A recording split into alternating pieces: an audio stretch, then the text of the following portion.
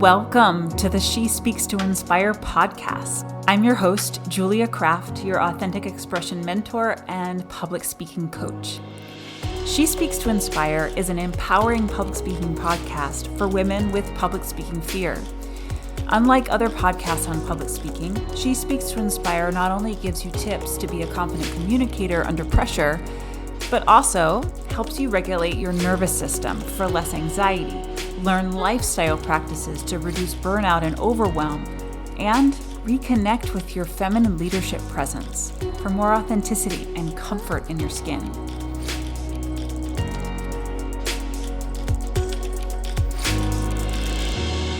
I believe it's the quiet ones, especially the quiet women, who have the most important ideas. I believe the world really does need your voice. So let's dive in.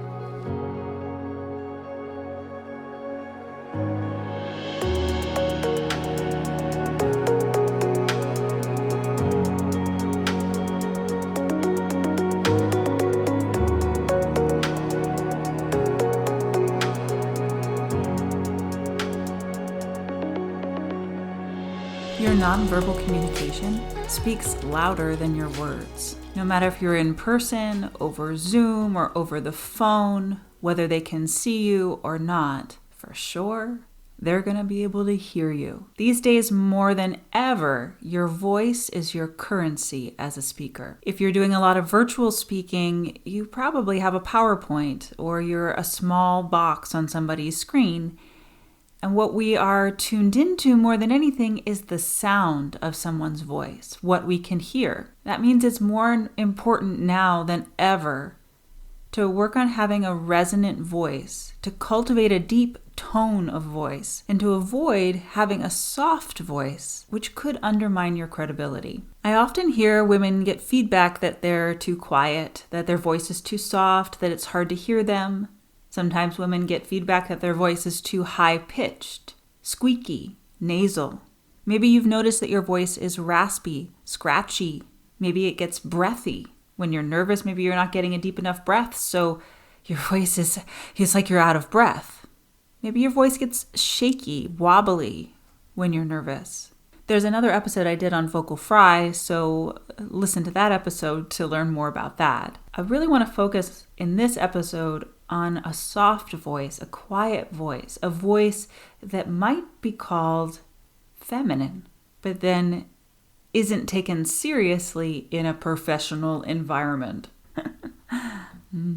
First of all, I want to say that there is nothing wrong with your voice as it is. One of my social media videos recently was about how you don't need to change the pitch of your voice, even if somebody tells you you need to change the pitch of your voice. You're a woman, so own that you're a woman. Your voice is going to be higher pitched than the men, obviously. However, there's some cultural conditioning, societal conditioning, and bias around gender that can make it more likely for a woman to have a quiet, soft, and high-pitched voice, even when that might not be authentic to her. These vocal choices, and I do call them choices, come from mindsets. Your voice is a very intimate expression of who you are in that moment, of what you're connected to in that moment within you. Your voice is very revealing, sometimes even more than your body, I think. We can sense things in people's voices. Let's explore some of the mindsets that could be underneath of a quiet, soft, or high-pitched voice. Have you internalized that you need to be nice in order to be liked? That you always need to be polite and make sure people like you? Did anyone ever say to you, don't rock the boat? Do you avoid conflict and confrontation? Do you get really nervous, anxious, and flustered when there's any pushback, when there's any emotion or charge that comes into the conversation?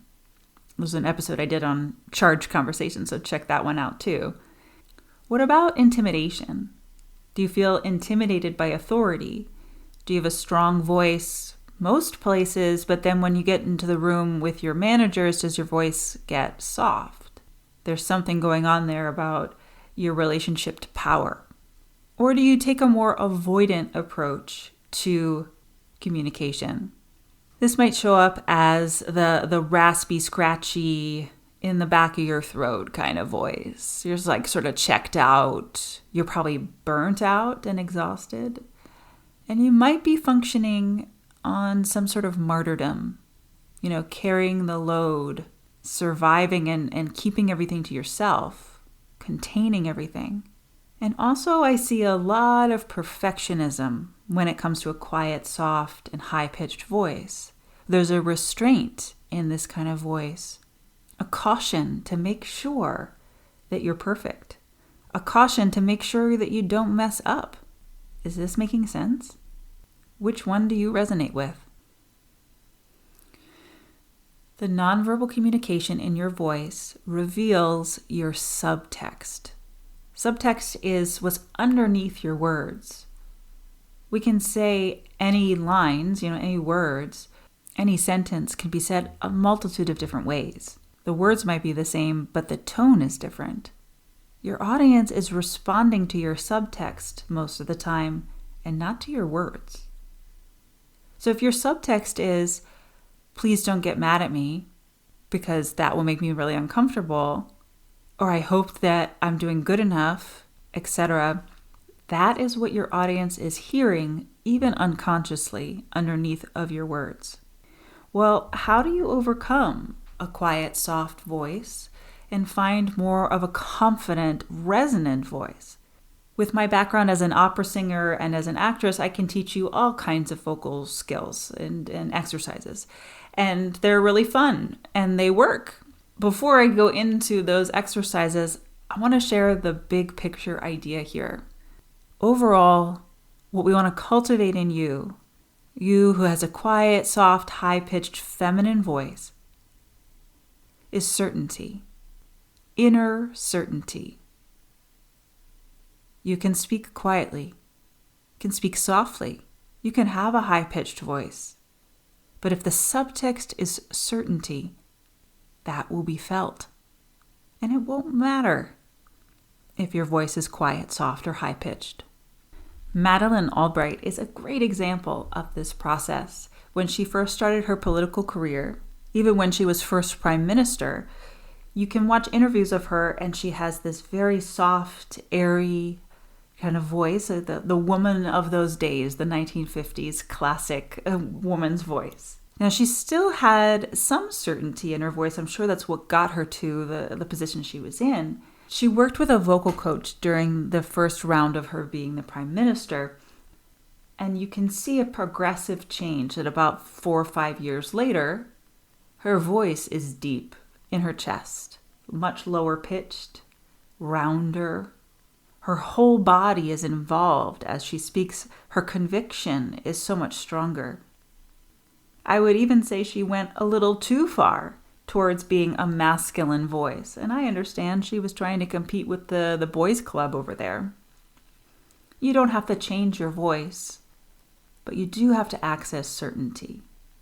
Some very physical exercises that you can work with to increase the resonance of your voice, the depth of your tone, and find that certainty. Number 1 is breathing deeper.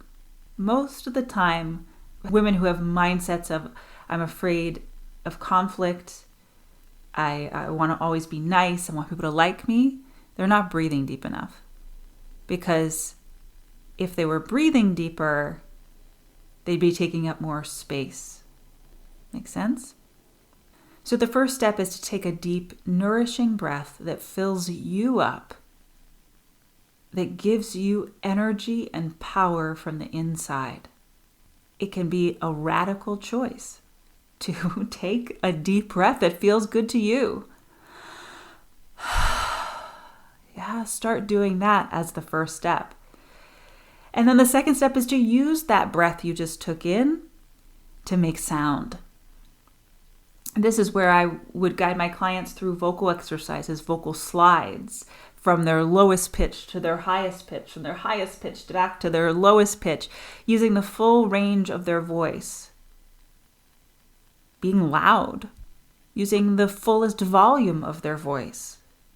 Of course, not straining their voice. We're learning to support your physical voice and using the full instrument that you have. Your voice is an instrument, just like a trombone or tuba or a violin. If you're a violinist, you take excellent care of your violin. I remember I played violin when I was in middle school. You have to take good care of the strings of the bow, waxing them. Make sure your strings are the right tautness and replace them often. Make sure to put the violin in its case so that it doesn't get cracked or bumped or anything. It's the same thing with your voice. You take a deep breath in to nourish your instrument, and then take time to warm up your instrument by doing these kind of vocal exercises. Don't expect your voice to just all of a sudden be deep and resonant, right? When it comes to shifting your mindsets, it's interesting. Doing these kind of exercises helps you embody a new way of being, and often the mindset will shift on its own. So we can go about it any way that works for you, inside out, outside in. I prefer to get up and make sound versus doing journaling exercises or talking about my childhood. So that's why I like, making sounds and remembering my power simply through my voice. You can't be in your head when you're making bold, big sounds. This is very experiential work that I'm talking about, so it's a little beyond the scope of the podcast to get into all the exercises, but I hope that you'll watch my masterclass, learn a bit more about my work, and consider signing up for the Fully Expressed program, where we would really dive into doing this stuff, and you would have the experience for yourself. That is where the rubber hits the road. That's where the transformation really happens. So hopefully see you over in the masterclass, see you in the program soon, and I hope this was helpful to you. The world needs your voice. It can be quiet, it can be soft, it can be high-pitched, but I want you to be certain of what you have to offer through your voice. Thanks for listening. This has been She Speaks to Inspire with Julia Kraft, your authentic expression mentor and public speaking coach. I'm so glad you joined me. And I hope you got so much out of this episode. If you want to learn more about Speak to Inspire training programs and get inspired, head over to speaktoinspire.com or follow us on Instagram at She Speaks to Inspire. Never forget, the world needs your voice, and it's time for you to speak to inspire. See you on the next episode.